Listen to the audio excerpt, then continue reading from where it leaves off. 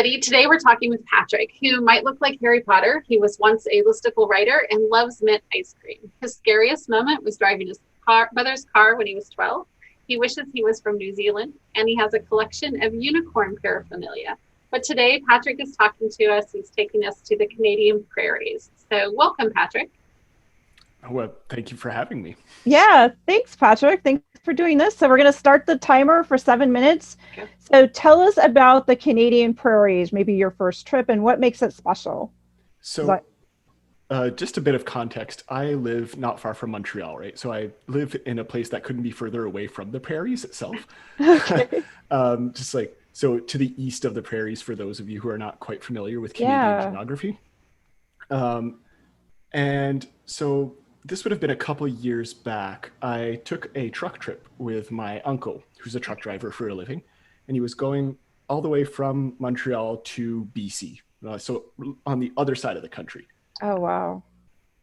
So this was a fantastic opportunity, especially for someone like me who had never experienced that much of the country of Canada in one go, right? Right. Yeah. So again, just a bit of context for those who aren't familiar with the geography. So you have Quebec and Ontario, which are relatively similar in terms of what they look like, and it's mostly forest and the Appalachian Mountains and the St. Lawrence River Valley, right? That kind of aesthetic, that kind of look.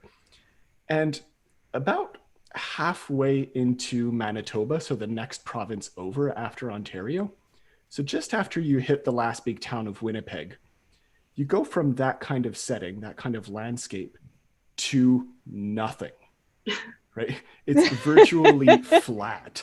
Wow. Right. And that's when you know you've hit the prairies, because it's diddly squat. And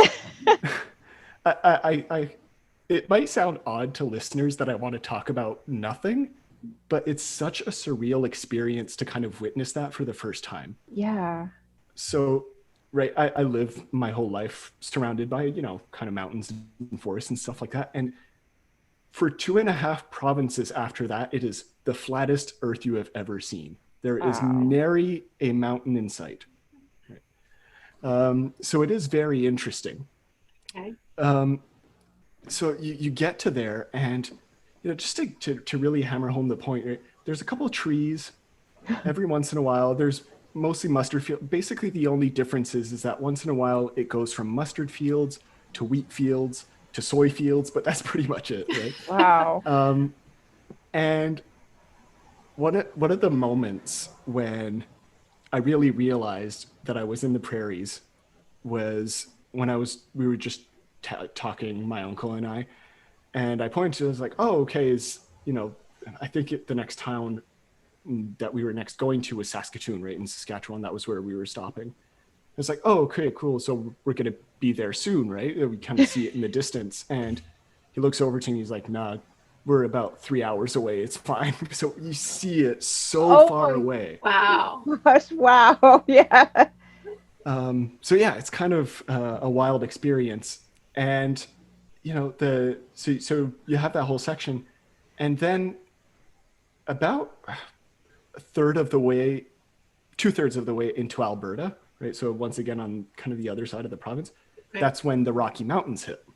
Okay. Right? So it's it's a drastic shift, right? From kind of a heterogeneous, I guess you could call it, landscape to flat to mountains, just so rapidly. Yeah. Oh my gosh. Wow. Very interesting stuff. Yeah. So it sounds like it's a lot of nothingness. Is there some places to see or destinations that people should be looking for if they go visit through the Canadian Prairies? So a lot of the stuff, the prairies themselves, like what we typically imagine as the prairies, less so. It would be more towards the north, towards Alberta and Saskatchewan, the north of Alberta, Saskatchewan, and Manitoba, where, like, especially in the northern part of Manitoba, you'd get the Hudson's Bay, right? Where obviously the famous Hudson's Bay Company kind of spawned itself, and its empire, which is beautiful in and of itself. Okay. You kind of see a massive bay from there. And as you go more towards the northern parts of those provinces, you get more of a what's now known today as Nunavut and the Northwest Territories and all that. So you get into the tundra, which is a very interesting thing to see as well. Okay. So it's very much natural beauty. If you're looking for natural beauty, that's where you go for it. Right. But I do need to put a caveat on this one. You have to be ready to drive. Yes, it sounds like a lot of miles that you cover. Yeah, like So, which leads me anyone to. who's. Oh, sorry. Go ahead. No, go ahead. I was going to say, I'm envisioning you better take some food with you. So, where do you find food in these long stretches of miles of, just vast openness, essentially? I mean, there are still villages every once in a while. Like you can still get like food and sustenance and all that. But interesting thing about it's kind of like the American Midwest, if you really want to imagine it. It's like they're villages in the sense that they're very sparsed out, and you'll kind of blink and you miss it villages, but you'll still be able to find some stuff. Is there some special restaurants or some regional type foods to get in these areas that might be different than what we get like in these, in the cities and, coastal areas of Canada? So it's not particularly a fascinating thing to eat, but I mean, it'll be much more heartier meals, right? So on the coast, you'll obviously find much more fish and all that. But as soon as you go into the actual country, right, into the heart of the country, it's mostly rivers and stuff like that. So you're very much not going to find like these massive ocean bodies or bays in which you can find this the word's escaping me right now, but fish and stuff like that the rest of Canada is kind of known for. But you'll find much heartier meals and I guess potatoes and corn and stuff like that. Okay. Sounds like Midwest food, right? Yeah, it looks like, sounds like we'll be like Midwest fare, which we're used to. It's not too dissimilar, honestly. I'm sorry to let you down on the food aspect, but it's not so dissimilar to the American Midwest. Oh, there's our timer. It sounds, wow, that was 7 minutes. Can you believe that? I know, I can't believe that. I was like, oh my gosh, I was just getting into like.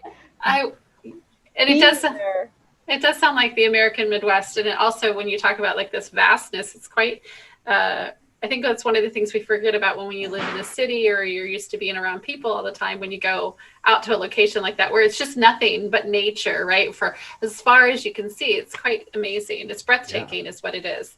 Mm-hmm. Absolutely. That sounds incredible. One of the things, I'm sorry for going over time, but one of the things I wanted to mention, just because it was really interesting, that I never realized because nobody ever really talks about that, but because it's so flat, right, and there's no trees, there's very little thing stopping wind or anything like that. Oh, yeah. So that's something that I was able to see because I was in a truck, I was higher up, but houses are built below the road level in places like that, right? Okay. Because the wind would be so extreme at times that they would have to. It's the only protection that they could actually have in certain areas would be to build it below the road level. Wow. That's amazing. Again, thank you so much. That's our 7 minutes, unfortunately. But I think the Canadian Prairies, though, you really encapsulated in a place that, if you're never have been to the Midwest, you've never been to the middle of Canada, there's a lot of land. And it's just that experience of openness and vastness or travelers coming from Europe. I know they comment about our wide open places. And I think that's an important place to experience. So I really appreciate you sharing this. And it's somewhere I would venture to with my camera just for that experience of the openness and the freeness, and a great place to, actually have a conversation with someone if you're riding in a great place to have a road trip, by the way. So thank you, everyone. Cindy and I have a great new question and answer series coming up. So please drop us your questions. The link is in the description. And travel with us through real stories from real people. Thank you so much, Patrick. Oh, well, it was my pleasure. Thank you for having me.